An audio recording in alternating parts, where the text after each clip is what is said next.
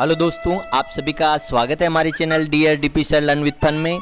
आज के इस वीडियो में हम जानेंगे आरपीएससी द्वारा school lecturer Sanskrit department history विषय का जो पेपर आज हुआ है उसके आंसर की के बारे में हम चर्चा करेंगे। तो चलिए, वीडियो शुरू करने से पहले आप सभी से कहना चाहूँगा चैनल को लाइक, सब्सक्राइब और शेयर करना ना भूलें। चलिए, सबसे पहले बात करते हैं क्वेश्चन नंबर फर्स्ट की। 18वीं शताब्दी के भारत के संबंध में निम्न में से कौन सा कथन सही नहीं है? तो इसमें देखिए, भारत में विधवाओं की दशा खराब थी, तीनों ऑप्शन सही है। लेकिन केरल में पितृसत्तात्मक परिवार नहीं थे, केरल में मात्र सत्तात्मक परिवार होते थे। तो पहले क्वेश्चन का सही उत्तर है ऑप्शन नंबर 1। अब देखते हैं क्वेश्चन नंबर 2। प्रसिद्ध प्रेम कथा हीर रांझा की रचना किसने की? तो इस क्वेश्चन का सही उत्तर है ऑप्शन 2, वारिस शाह ने प्रसिद्ध प्रेम कथा हीर और रांझा की रचना की। दूसरे का सही उत्तर ऑप्शन नंबर 2। Question number 3। मध्यकाल में निम्न में से कौन सी यूरोपीय शक्ति ने भारत में व्यापारिक संबंध स्थापित किए? तो इसका सही उत्तर है ऑप्शन नंबर 3, पुर्तगाल। पुर्तगालियों ने सबसे पहले जो भारत में व्यापारिक संबंध स्थापित किए। दोस्तों, मैं आप सभी से कहना चाहूँगा, ये मेरा एक छोटा सा प्रयास है आंसर की का। ऑथेंटिक आंसर की आरपीएससी द्वारा जारी की जाएगी। हो सकता है किसी क्वेश्चन में डाउट हो तो आप कमेंट करके ज़रूर बताएं। तो तीसरे क्वेश्चन का सही उत्तर ऑप्शन नंबर 3, पुर्तगाली। Question number 4। पलासी के युद्ध में सिराजुद्दौला के प्रति कौन वफादार नहीं था? तो यहाँ पर आप जरूर समझ जाएंगे, मीर जाफ़र वफादार नहीं था, अमीर चंद भी नहीं था और मीरान भी वफादार नहीं था। तो इसका सही उत्तर ऑप्शन नंबर 2, मोहनलाल एकमात्र ऐसा व्यक्ति था जो सिराजुद्दौला के प्रति वफादार था। चौथे का सही उत्तर ऑप्शन नंबर 2। क्वेश्चन नंबर 5, सुमेलित कीजिए। देखिए, बेसिन की संधि बाजीराव द्वितीय के समय हुई थी। क्वेश्चन नंबर 2, सूरजी अर्जुन गांव की संधि ऑप्शन नंबर 3 यानी जो सिंधिया के साथ हुई थी। देव गांव की संधि भोसले के साथ हुई थी और राजपुर घाट की संधि होलकर के साथ हुई थी। तो यानी पांचवें क्वेश्चन का सही उत्तर है ऑप्शन नंबर 1, DCBA वाला जो ऑप्शन है ये सही है। क्वेश्चन नंबर 6, टीपू सुल्तान के बारे में कौन सा कथन सही नहीं है? तो इसमें सही नहीं पूछ रहा है मित्रों, तो आप ध्यान रखें। श्रृंगेरी मंदिर की मरम्मत कराई थी, राइट बात है। फ्रांसीसियों से सहायता ली थी, मैसूर में स्वतंत्रता का वृक्ष लगाया था, तीनों क्वेश्चन सही है। दूसरा क्वेश्चन वह जीरोंदिस्त दल का सदस्य बना, ये क्वेश्चन गलत है। तो छठे का सही उत्तर है ऑप्शन नंबर 2। क्वेश्चन नंबर 7, प्रथम राज्य जिसने सबसे पहले ब्रिटिश ईस्ट इंडिया कंपनी से सहायक संधि की थी? तो सबको पता है क्वेश्चन नंबर 7 का सही उत्तर ऑप्शन नंबर 1, हैदराबाद ने सबसे पहले ईस्ट इंडिया कंपनी से सहायक संधि की थी। क्वेश्चन नंबर 8, उस विकल्प को चुनिए जिसमें अधोलिखित राज्यों के ब्रिटिश साम्राज्य में विलय का सही क्रम दिया गया है। तो इस क्वेश्चन का सही उत्तर ऑप्शन नंबर 3 इसका सही उत्तर है। 8वें का सही उत्तर ऑप्शन नंबर 3। यहाँ हम डिस्कशन नहीं करेंगे, मैं आपको डायरेक्ट उत्तर बताऊंगा ताकि आप जल्दी से मिलान कर सके। गवर्नर जनरल जिसने भारत में दास प्रथा का उन्मूलन संबंधी अधिनियम बनाया था? तो देखिए, यहाँ पर सही उत्तर है विलियम बेंटिंग, इसका सही उत्तर है। विलियम बेंटिंग ने सती प्रथा, दास प्रथा और ठगी प्रथा पर रोक लगाई थी। तो इसका सही उत्तर 9वें का सही उत्तर ऑप्शन नंबर 3। यहाँ पर कुछ इस पर थोड़ा डाउटफुल भी है, तो आप इस क्वेश्चन को थोड़ा एक बार जरूर देखें। मेरे हिसाब से विलियम बेंटिंग इसका सही आंसर होना चाहिए। संबलपुर राज्य ब्रिटिश साम्राज्य में कब मिलाया गया? तो इसका सही उत्तर ऑप्शन नंबर 2, 1849 में संबलपुर राज्य को ब्रिटिश साम्राज्य में मिलाया गया था। क्वेश्चन नंबर 11, कौन कैबिनेट मिशन का सदस्य नहीं था? स्टैफोर्ड क्रिप्स, पैथिक लॉरेंस और एबी अलेक्जेंडर तीनों सदस्य थे।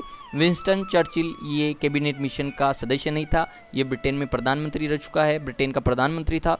तो कैबिनेट मिशन में विंस्टन चर्चिल सदस्य नहीं था। 11वें का सही उत्तर ऑप्शन नंबर 2।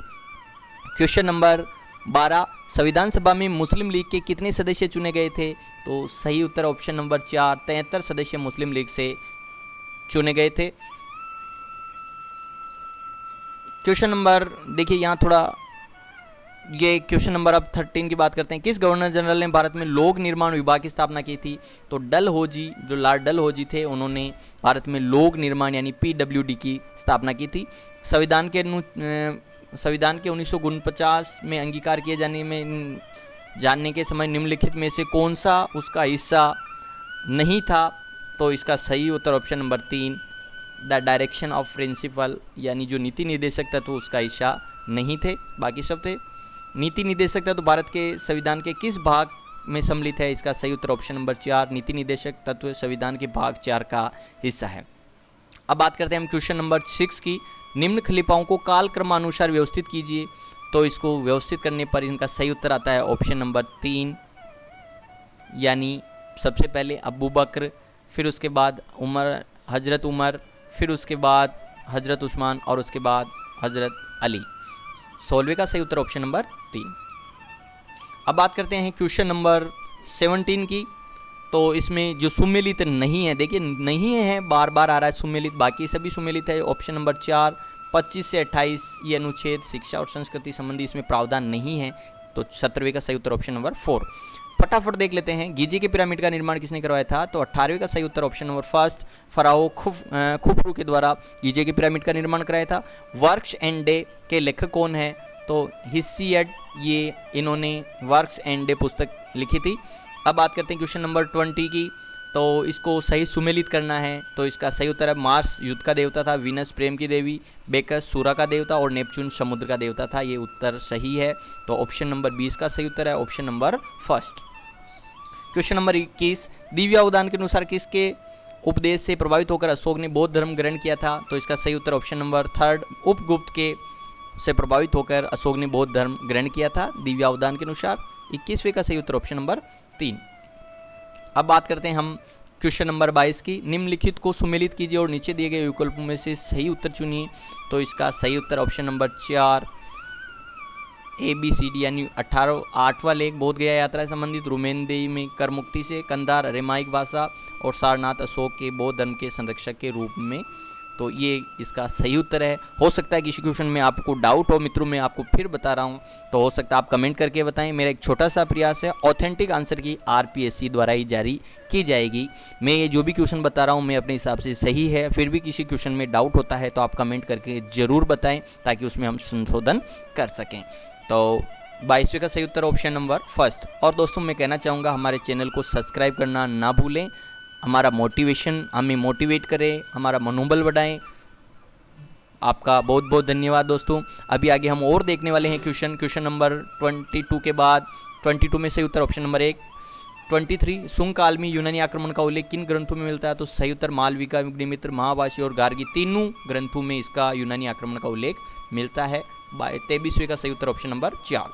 क्वेश्चन नंबर 24 सातवां शासक जिसने अप्रतिहत दक्षिणापति की उपाधि ग्रहण की? तो इसका सही उत्तर ऑप्शन नंबर 1 सातकर्णी प्रथम ने। क्वेश्चन नंबर 25 इसको सही सुमेलित करना है, ए को बी से सुमेलित करना है। तो इसका सही उत्तर ऑप्शन नंबर 3, यानी कि कालिदास नो नाटक और कविताएं लिखी, वराहमिहिर ज्योतिष शास्त्र से संबंधित है, चरक ये चिकित्सा का ग्रंथ लिखा था और भास्कराचार्य गणित से संबंधित थे। 25वें का सही उत्तर ऑप्शन नंबर 3। 26 निम्न में से कौन सा युग्म राज्य और राजा सही सुमेलित है? तो ये इसका सही उत्तर है ऑप्शन नंबर 2, ये सुमेलित नहीं है। बाकी कांचिका, विष्णुगोप और ये तीनों संबंधित है। 26वें का सही उत्तर ऑप्शन नंबर 2। ये ध्यान रखिए, आप सुमेलित नहीं है, ये क्वेश्चन बार बार पूछा जा रहा है तो इसमें आप कंफ्यूज नहीं हो। अधोलिखित में से कौन सा कथन गुप्तकालीन अधिकारी विनय स्थिति स्थापक के बारे में सत्य नहीं है? देखिए नहीं है, वापस बार बार आया। तो विनय स्थिति संस्थापक ये धर्म, ये मंदिरों की देखभाल करता था, नैतिक आचरण, न्याय विभाग का प्रधान अधिकारी नहीं होता था। ये जरूर इसमें इसका सही उत्तर है। 27वें का सही उत्तर ऑप्शन नंबर 4। क्वेश्चन नंबर देखिए, इसमें थोड़ा सा फर्स्ट ऑप्शन में भी डाउट है, फिर भी मेरे हिसाब से इसका सही उत्तर है 27वें का 4। इस क्वेश्चन को भी आप एक बार जरूर देख लें। क्वेश्चन नंबर 28 गुप्त काल में कौन सी वस्तु भारत से निर्यात नहीं होती थी? तो गुप्त काल में आप सभी को पता है मसाले, मोती, इत्र भारत से निर्यात नहीं होते थे। क्वेश्चन नंबर 29 गुप्त काल में महिषासुर मर्दिनी की मूर्ति कहाँ से प्राप्त हुई है? तो ये क्वेश्चन थोड़ा मुझे डाउटफुल भी लगा और इसका मुझे आंसर, तो आप इसको ज़रूर देखें। 29वां क्वेश्चन इसको मैं छोड़ रहा हूँ, इसको बाद में नेक्स्ट वीडियो जब बनाऊँगा उसमें आपको इसका उत्तर बताऊँगा, इस पर थोड़ा डाउटफुल है। क्वेश्चन नंबर 30 हेनसांग की यात्रा के समय नालंदा विश्वविद्यालय के कुलपति शीलभद्र नालंदा विश्वविद्यालय के कुलपति थे। जब हेनसांग ने भारत में यात्रा की थी उस समय हेनसांग शीलभद्र नालंदा विश्वविद्यालय के कुलपति थे। क्वेश्चन नंबर 31 हर्ष के दरबारी और उनका पद नाम, इसको सुमेलित करना है। तो इसका सही उत्तर ऑप्शन नंबर 3 जो अवंतिका है जो युद्ध मंत्री था, और सिंहनाद सेनापति था, कुंतल असुरोई सेना का प्रधान था, और भांडी प्रधानमंत्री था। तो इसका सही उत्तर क्वेश्चन नंबर 31 का सही उत्तर ऑप्शन नंबर 3। क्वेश्चन नंबर 32 विद्वान राजशेखर किसके दरबारी थे? तो इसका सही उत्तर है ऑप्शन नंबर 1 महेंद्रपाल प्रथम के दरबारी राजशेखर थे। पैर से कांटा निकालती स्त्री का प्रसिद्ध मूर्ति शिल्प ये खजुराहो से प्राप्त हुआ है। तो इसका सही उत्तर 33वें का सही उत्तर ऑप्शन नंबर 3। क्वेश्चन नंबर 34 सुमेलित करना है।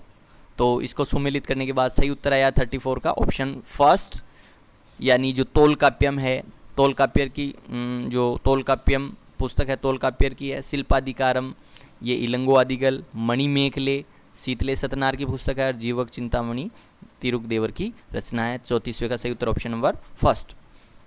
35वां संगम के बारे में कौन सा कथन सही नहीं है? ये बार बार आ रहा है।